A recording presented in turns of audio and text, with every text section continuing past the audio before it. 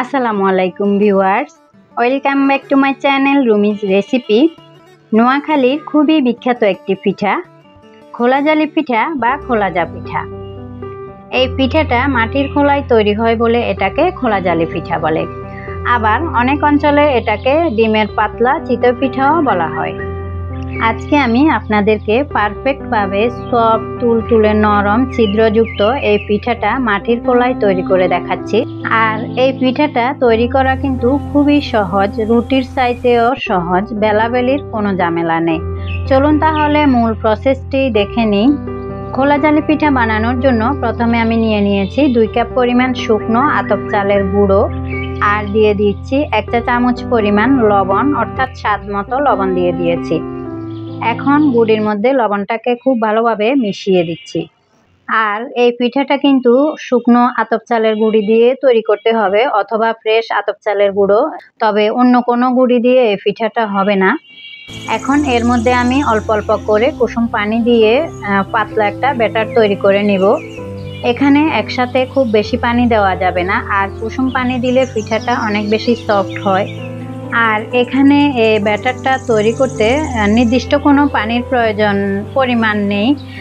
এখানে যদি শুকনো চালের গুঁড়ো হয় সেক্ষেত্রে পানির পরিমাণটা একটু বেশি লাগবে, আর যদি ফ্রেশ সাথে সাথে ভেজা আতপ চালের গুঁড়ি দিয়ে পিঠাটা তৈরি করেন সেক্ষেত্রে পানির পরিমাণটা একটু কম লাগবে। তো এটা আপনারা বুঝে শুনেই দিয়ে দিবেন, আর যার যতটুকু লাগবে। এখন এটাকে আমি হাত দিয়ে খুব ভালোভাবে কচলিয়ে মেখে নিব। একটু ঘন থাকা অবস্থায় এই কাজটি সময় ধরে ধৈর্য নিয়ে আস্তে আস্তে করতে হবে, তাহলে পিঠাগুলো অনেক সুন্দর হবে আর কি। আর এই ব্যাটারের উপর ডিপেন্ড করবে আপনার পিঠাগুলো কতটা সুন্দর হবে।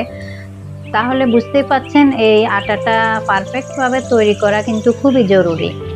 তো এই মিশ্রণটাকে খুব ভালোভাবে আমি হাত দিয়ে এভাবে করে মিশিয়ে নিয়েছি। এখন আরও একটু পরিমাণ মতো পানি দিয়ে পাতলা একটা ব্যাটার তৈরি করে নিয়েছি। আর এই ব্যাটারটা দেখেই বুঝে নেবেন কতটা পাতলা রেখেছি। আর এটা কিন্তু রেস্টে রাখার পরে বা ডিম দেওয়ার পরে আরও কিছুটা ঘন হওয়ার সম্ভাবনা থাকে, তখন আমি দেখিয়ে দিব। যদি আমার কাছে ঘন মনে হয় আমি আরও একটু পানি অ্যাড করব আর কি। এখন খুব ভালোভাবে নেড়ে চেড়ে এটাকে আমি একটা র্যাপিং পেপার দিয়ে র্যাপ করে রেস্টে রেখে দিব 20 থেকে 30 মিনিটের মতো। তাহলে এই আটাটা খুব ভালোভাবে ভিজবে আর পিঠাগুলো অনেক বেশি সুন্দর হবে। তো এই মিশ্রণটাকে একটা সাইডে রেখে দিয়েছি। এখন হচ্ছে আমি পিঠার জন্য ডিম রেডি করে নিব।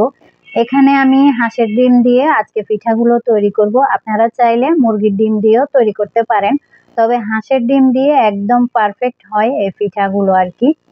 তো আমি প্রথমে 2টা ডিম নিয়ে নিচ্ছি, আর যদি প্রয়োজন মনে হয় পরে আরও একটা অ্যাড করব। তো ফিরে আসলাম 30 মিনিট পর। এখন কিন্তু আটাটা একটু ঘন হয়ে গিয়েছে। আমি এর মধ্যে ডিমগুলো দিয়ে দিয়েছি, দিয়ে আবারও খুব ভালোভাবে মিশিয়ে দিয়েছি। এই পর্যায়ে ডিম দিলে পিঠাগুলো অনেক বেশি সুন্দর হয়। আমি যখন পিঠাগুলো তৈরি করব পিঠার উপরের অংশে ডিম কিছুটা উঠে থাকবে, দেখতেও সুন্দর লাগে আর খেতেও কিন্তু বেশ ভালো লাগে। এখন আমি একটা চামচ দিয়ে আমি ব্যাটারটা দেখিয়ে দিয়েছি কতটা পাতলা হয়েছে, এটা দেখে বুঝে নেবেন। তো আমি একটা মেজারমেন্ট কাপ দিয়ে পরিমাণ মতো ব্যাটার দিয়ে পাতলা করে পিঠাটা তৈরি করে দিব, একদম গোল করে যতটুকু সম্ভব।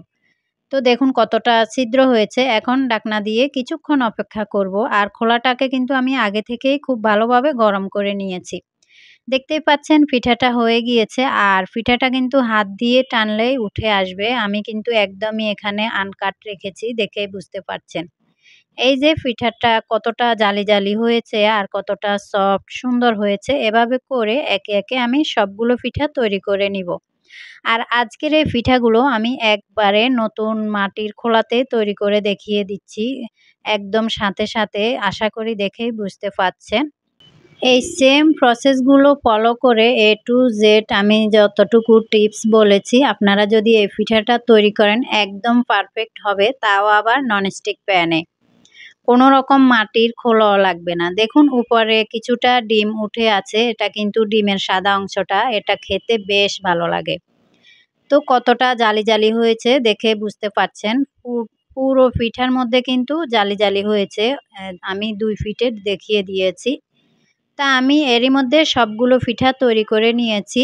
তো আমার কিন্তু আরও অনেকটা পিঠা হয়েছে, আমি সবগুলো আর শেয়ার করিনি, অল্প কিছু এখানে আপনাদের সাথে পরিবেশন করে দেখিয়ে দিলাম। আর আমি আজকের পিঠাগুলো পরিবেশন করেছি হাঁসের মাংস দিয়ে। ট্র্যাডিশনালভাবে এটা হাঁসের মাংস দিয়েই খাওয়া হয়, তবে গরুর মাংস দিয়েও খেতে কিন্তু বেশ ভালো লাগে। আবার ভর্তা দিয়েও খাওয়া যায়। তো যার যেরকম পছন্দ সে সেভাবেই খাবেন আরকি। আর এই পিঠাটা দেখতে কিন্তু কিছুটা দোসার মতো লাগে। তো যাই হোক, এটাকে অনেক অঞ্চলে অনেক নামে বলে থাকে। যে যেই নামে বলে না কেন, এই পিঠাটা খেতে কিন্তু দারুণ লাগে। আর যারা খেয়েছেন তারা তো জানেনই এই পিঠাটা কতটাই মজার।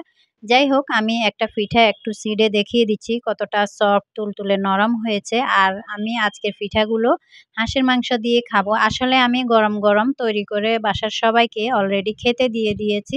এই পিঠাটা কিন্তু গরম, গরমই খেতে ভালোই লাগে। আর এটা যখন পরিবেশন করলাম তখন কিন্তু ঠান্ডা হয়ে গিয়েছে, তাও কিন্তু পিঠাগুলো সফটই রয়ে গিয়েছে, দেখতেই পাচ্ছেন। আশা করছি আমার আজকের এই রেসিপিটি ফলো করে এই শীতে আপনারাও এই মজার পিঠাটা তৈরি করে খাবেন। আজকের এই রেসিপিটি আপনাদের কাছে কেমন লাগলো অবশ্যই কমেন্টের মাধ্যমে আপনাদের মূল্যবান মতামত জানাবেন।